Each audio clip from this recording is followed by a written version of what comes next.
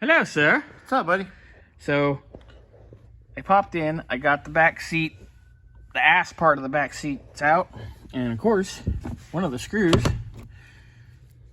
is already out, and then these little guys are hiding out in here. Don't quite know where those came from. I'm assuming they are for the speakers, for the speaker grills, so we'll take a look at that. All right, so I'm gonna pull this out. There's one more screw bolt, whatever, what have you here. And that should be that. What are you doing? I'm supposed to be taking the screw out that holds the back seat in. You want me to look down here? Well, yeah, you already told me. Did some idiot put it in the exhaust in here? Hold on.